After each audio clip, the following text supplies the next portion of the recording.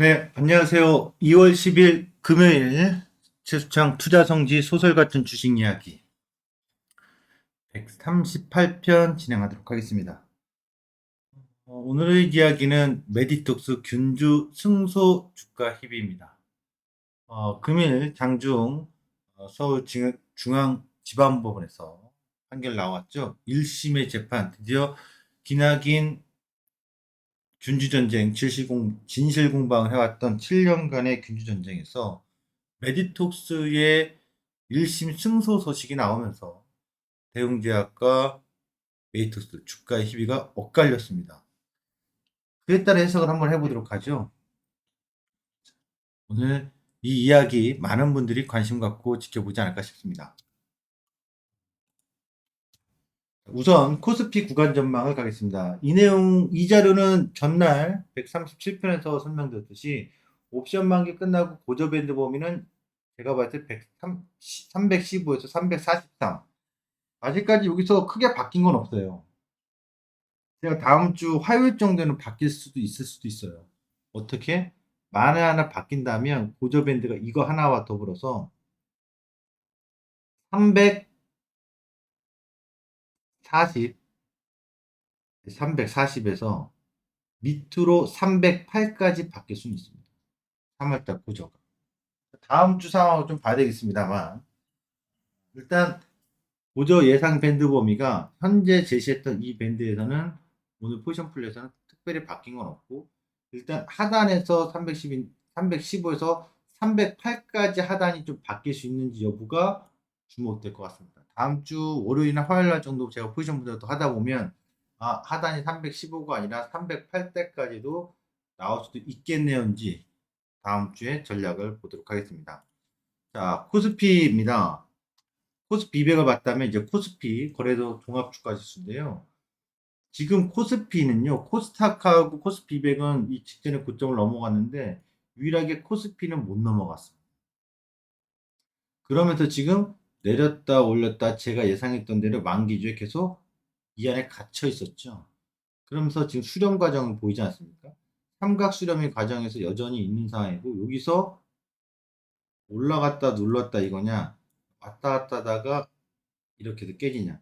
이번에 이 삼각수렴 하단에 내려오면 이 전저점이 내려오면 이탈되면서 요 자리까지 다시 2400을 하회하는 눌림까지 나올 수 있는 가능성도 살짝 있습니다.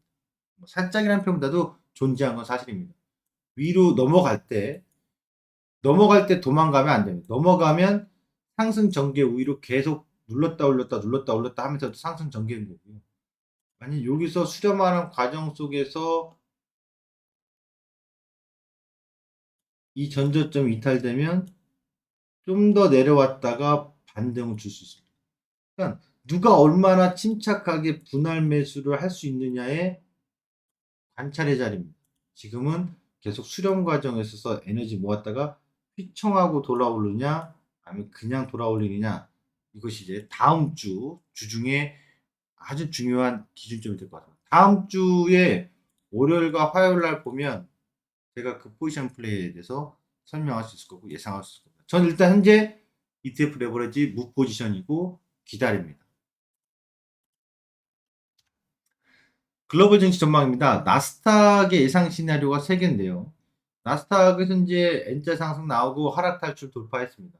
그래서 지금 이 저점에서 이 고점까지 올라가는데 이 고점이 오늘 밤 못 넘어가면 내렸다 올렸다 하면서 빨간색 식으로 이렇게 올라가거나 아니면 더 내려오면 더 내려오면 올라갔던 폭의 따당 자리 38.2 자리 있자 전고점 자리가 되는 11,000 여기가 480포인트 정도인데 여기까지 눌러주고서 반등 모색하는 그것도 아니면 더 내려가는 건 이 저점과 이 고점에 하프 자리 11,230포인트가 내려왔다가 여기서 브레이크 반등을 주느냐 이 세 가지 시나리오 얕게 눌리느냐 더 눌리느냐 눌리는 척하다가 왔다 갔다 하다가 올라가느냐 이 시나리오를 염두에 두시면 되겠습니다. 최수창 유튜브 좋아요 구독 알람 설정 꼭 하셨죠?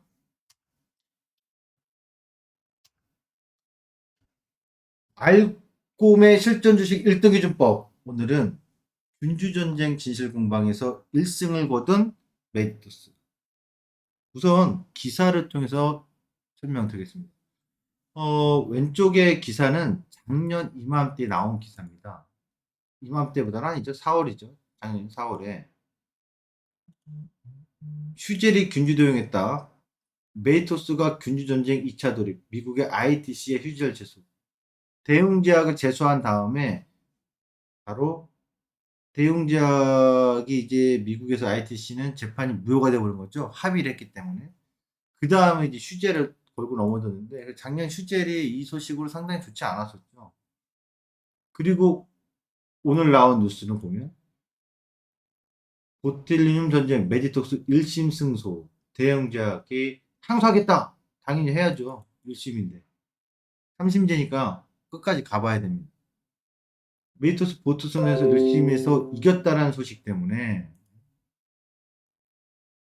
지금 대형제약은 난리 났고 메디톡스는 환호를 하는 거죠. 민사 1심 재판 명백허판.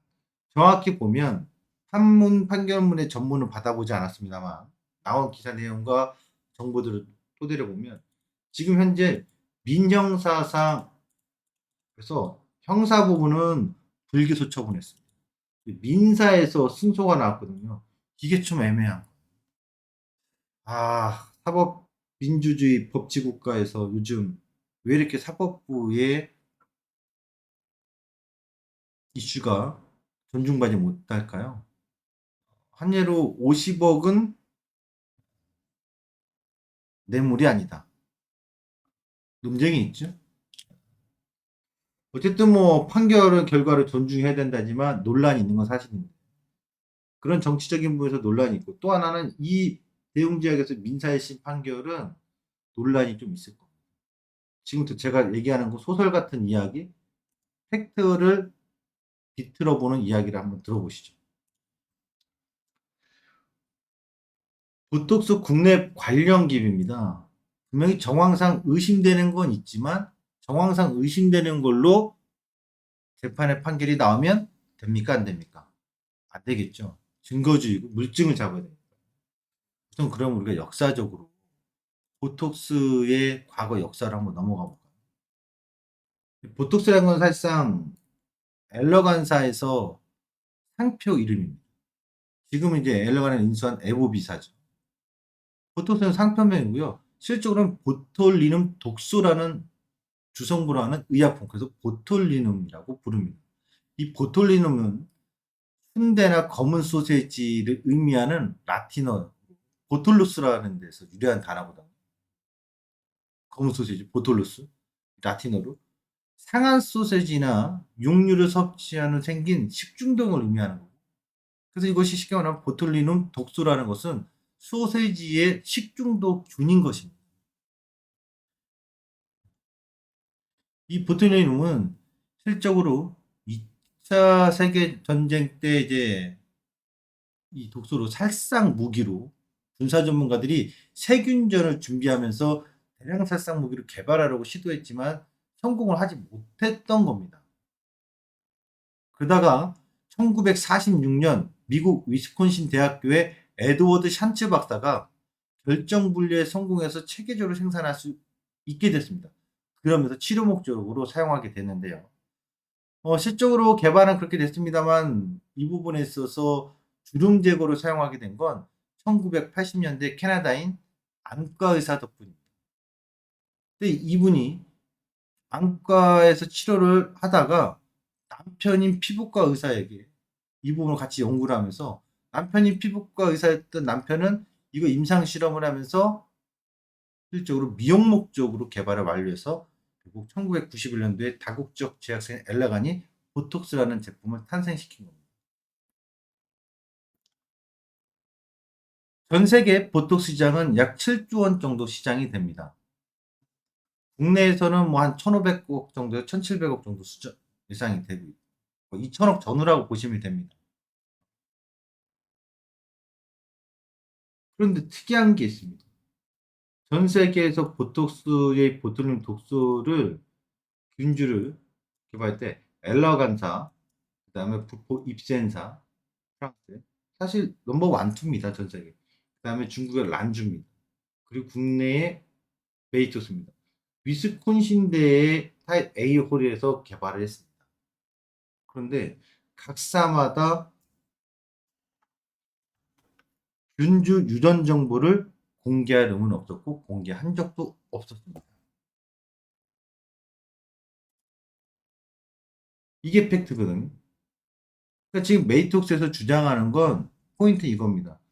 이게 그 보툴리늄 균주가 쉽게 이게 개발된 게 아니다.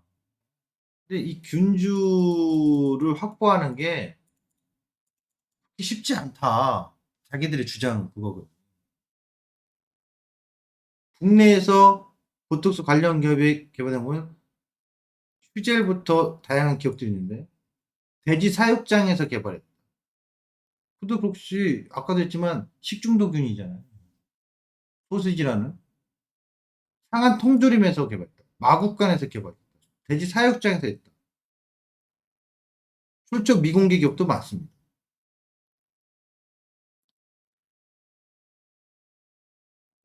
그런데 이번에 1심 소식 미국에서도 ITC에서도 사실상 합의로 끝냈습니다. 그러니까 이게 좀 법적으로 제가 법률적인 전문가는 아니기 때문에 추정해 보면 미국 내에서는 이 출처 균주 가지고 문제를 계속해서 확대 해석하지 않았거든요. 국내에서 민사 부분에서 얘기가 나온 거고 형사에서는 불기소 처분 나오고 그러니까 이거 좀 어떻게 받아들여야 될까요? 메이톡스에서는 의심되는 정황들이 많다 이거예요. 대웅제약에서 이 균주를 확보한 것은 기밀을 빼내간 것이다. 이거거든요. 그럼 형사처분도 받아야 되죠. 기밀을 빼내간 거거든요. 불기소 처분 받았어요. 향후에 그 부분도 살펴봐야 될 것 같고. 휴재를 좀 보면 여러분 휴젤에서 강조한 것은 좀 이겁니다. 처음에는 이 휴젤에서는 상한 통조림에서 발견한 거다. 그러다가 한번 말은 또 바꾸긴 했어요. 애매하게. 근데 지금 정확한 팩트가 내용 나온 건 메디톡스 쪽에서 제기한 것들은 이겁니다. 휴젤 대표를 역임한 문경엽 박사가 지인, 아는 사람인 카이스 S 교수를 통해 이 보툴린 톡신 균주를 도용한 것으로 정황상 주장하고 있는 겁니다. 거슬러 올라가면 2001년도에 한국의 저명한 미생물학자인 S 교수가 예고도 없이 정현호 박사를 방문했다. 그러니까 이 포인트도 그래요. 예고 없이 방문했는데 워낙 저명하니까 만날 수 있겠죠. 어쨌든 주장은 메이토스 주장이 이것입니다. 메디톡스의 정 박사가 정현호 박사는 S 교수가 워낙 유명하니까 알지도 못하고 개인적으로 연구 분야도 달랐는데 뭐 예고 없이 방문해서 한 대까지 아니어도 뭐 관례와 예의상 S 교수를 자신의 연구실로 방문해서 균주에 대해 수행하고 있는 작업을 볼 수 있도록 했다고 했습니다. 근데 이것은 그들의 주장이라면 제가 예상해 보면 비틀어 보면 아니 처음 만나요. 개인적으로 알지도 못해. 아무리 저명한 박사, 교수야, 미생물학. 자신의 연구실을 소개는 할 수 있어도 자신의 연구실에서 균주에 대해서 수행하고 있는 작업을 볼 수 있도록 했다? 좀 이상하지 않습니까? 여러분 같으면 저도 개인적으로 주식 전문가하고 주식 방송하는데 제가 주식 사무실에서 남을 초대하는 경우가 없어요. 아니 본인만의 특별한 연구실에서 연구실을 이렇게 공개해 줄 수 있겠죠. 제 사무실을 자 이렇게 보세요라고. 하지만 거기서 어떤 작업을 하고 어떤 기술을 수행하는 것을 볼 수 있게 해줬다? 그 주장에 있어서 저는 위화스럽습니다. 당시 정현호 박사는 선문대 교수로 재임하고 있었습니다. 선문대학교는 뭐 엄청난 명문대가 아니었다는 것도 주장을 합니다. 그리고 이 S 교수는 휴젤의 미래 창업자이자 CEO인 문경업의 지인입니다. 그러니까 이들은 S 교수가 민경엽 박사하고 지인이었기 때문에 S 교수가 방문해서 그 수행 과정에서 모든 것을 균주를 하는 것을 보고 이것을 도용한 거 아니냐, 문경엽 박사한테 알려준 거 아니냐, 이렇게 주장하고 있거든요. 과연 여러분 합리적인 주장일까요? 메디톡스는 이러한 과정을 통해서 S 교수가 예고 없이 선문대를 방문한 직후 문경엽 박사가 S 교수의 삼성생명 과학연구소 연구실에서 균주를 배양하는 모습을 목격했다. 그래서 거기서 발견했다라고 주장하는 것을 인정하지 못하겠다. 도용한 것이다라고 주장합니다. 여러분, 합리적인 주장이고 또는 법치주의 국가에서 입증 가능할 만한 물증이 있다라고 보십니까? 저는 없다고 봅니다. 제가 법률적인 지식은 없어도 상식적으로 이 얘기만 갖고서 그래 메디톡스 말대로 휴젤이라는 기업이 도용했다 얘기할 수 있을까요? 대웅제약도 비슷합니다. 대웅제약은 조금은 다릅니다. 대웅제약의 이 균주 도용은 조금은 좀 휴젤하고는 달라요. 하지만 대웅제약에 있어서 민사소송 재판의 결과는 향후 상소를 통해서 더 치열한 법정 공방이 있을 것으로 보여져요.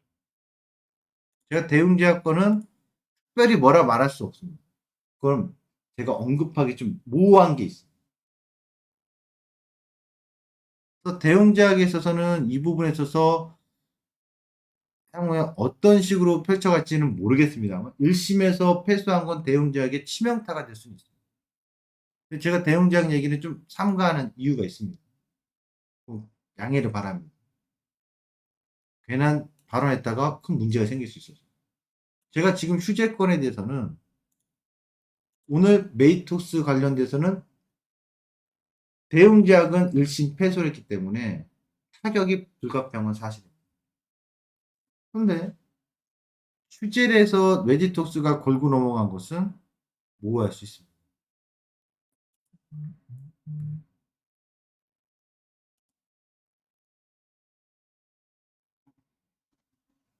또 휴젤이 좀 미심쩍은 건 아닌데 불투명한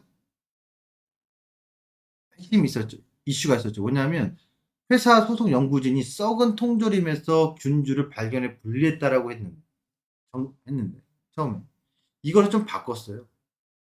의혹이 제기되자 유통기한이 지나서 폐기 처분하는 음식물을 수거해 부패를 진행시켜서 발견한 것이다. 균주는요. 지금까지 유전 정보의 공개 의미가 없었는데 이 부분에 있어서 쉽지 않을 거라고 좀 봐요.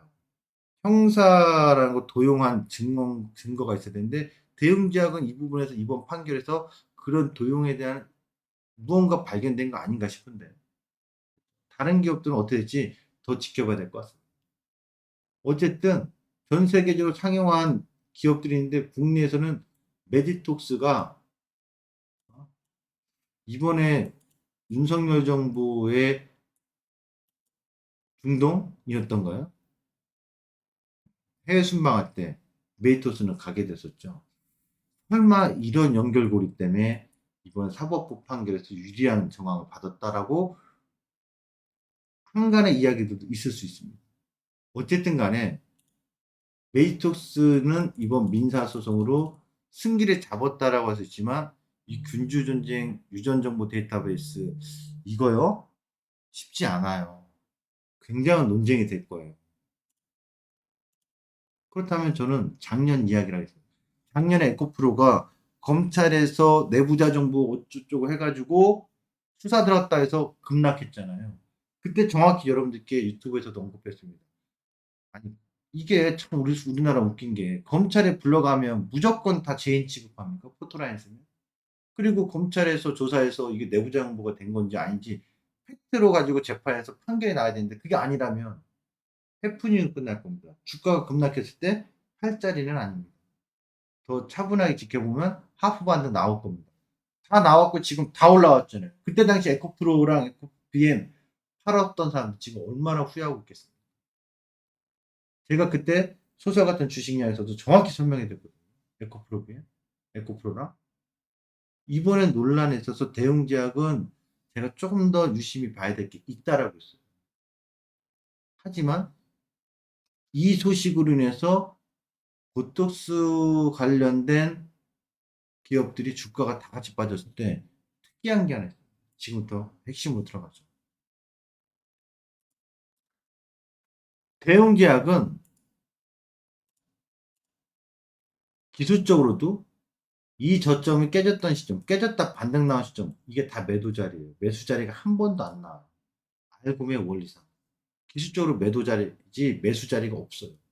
그래서 빠질 수밖에 없었던 흐름에서 하락을 불러일으켰기 때문에 얘는 지금 철저하게 리스크 관리적으로 가야 돼요. 얘는 뭐 반등이 나오도 안 나오도 리스크 관점으로 받아야지 매수 잡으면 안 돼. 어디까지 더 하락할지 일단 알 수 없을 정도로 타격이 큽니다. 얘는 매수 추세 보이지 않고 반등이 보이는 것도 기대하지 않습니다. 그냥 말 그대로 이번 소식 1심에서 패소한 건 타격이 큽니다. 대형제약의 1심의 판결은 존중하고 안 존중하고 떠나서 이전부터 대형제약의 라포타는 조심스럽게 말하면 도용의 증거들이 잡혔을 가능성이 있어요.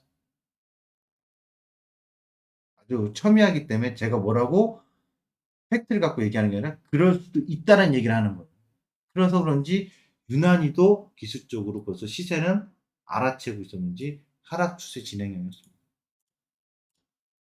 베이톡스는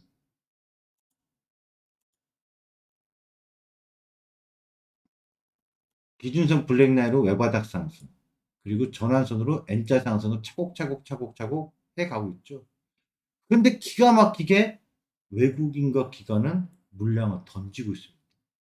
희한합니다. 아니 보통 이런 호재라면 외국인 기관들이 먼저 끌어다니면서 끌고 갈 텐데 담은 건 사실이나 올라오니까 팔고 있어요. 희한하죠? 수급적으로. 그럼 휴젤입니다. 아마 논란에 빠진 건 휴젤이 될 수도 있을 것 같습니다. 대형자금 매수 관점 안 됩니다. 휴젤은 기술적으로 상승의 진행이 N자로 나오고 추세 상승을 시작했던 시점인데요. 외국 기관이 끊임없이 끌고 갔는데 오늘 급락을 맞았습니다. 어찌해야 될까요? 휴젤이 타격받은 건 아닙니다. 직접적인 재판을 한 게 아니고. 다만 이럴 때 이런 표현 쓸까요? 자라보고 놀란 것은 소뚜껑 보고 놀란다고. 대웅제약 사건 보고서 화들짝 놀란 것 같아. 정신 차려 휴재라. 그런데 휴재에 대한 기대감을 말하면 안 될 것 같아. 지금 시점. 정확히 제가 봤을 땐 이번 사건으로 인해서 대웅제약의 타격은 불가피할 것 같고 쉽지 않은 대웅제약 싸움인데 휴재는 좀 다를 것 같습니다. ICT에 제소한 것부터 시작해가지고 향후에 법적 전쟁했을 때 휴재를 이기기 쉽지 않을 거예요. 왜냐? 메디톡스가 주장하는 거로는 정황만 있을 뿐이지 합리적인 법적인 증거와 그 외적인 도용에 대한 것이 찾아내기 쉽지 않을 겁니다. 또 그것이 사실이 아닐 가능성도 높습니다.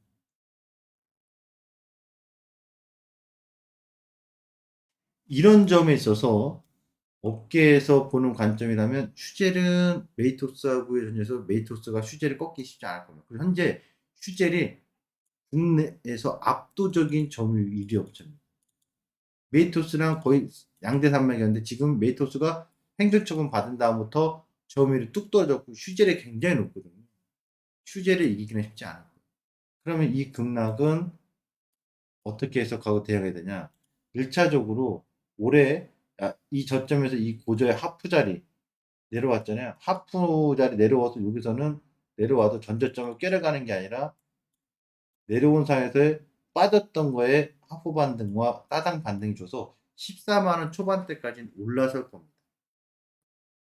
그런데 기대치는 좀 낮춰야 되는 게 올해 상반기에 국자 상승으로 올라가다가 시가 자리까지 이탈했잖아요. 우리는 상반기에 반기별 시장 유형을 알죠. 국자 상승이 되거나 추세 상승이 된다면 지금 자리에서 시가 자리 온 건 별로 좋지 않습니다. 따라서 급락이 준 거에 있어서 반등이 나타날 때 반등 시 매도하고 나오는 것 더 보기보다 일단 일보호퇴 전략을 보시는 게 좋겠습니다. 에코프로 사태처럼 그냥 끌고 가면 올라가지 않겠습니까? 라고 보신다면 굳이 보더라도 한 달 앞으로 여기서 반등 나오고 뭐하고 지지고 복구하는 한 달 동안은 더 갈지 말까지는 보류하자. 우선 이 급락에서 탈출하는 반등만 1차적으로 보는 전략. 외국인과 기관 수급은 이쪽은 들어가고 있고 메이토스는 빠져나가고 있고.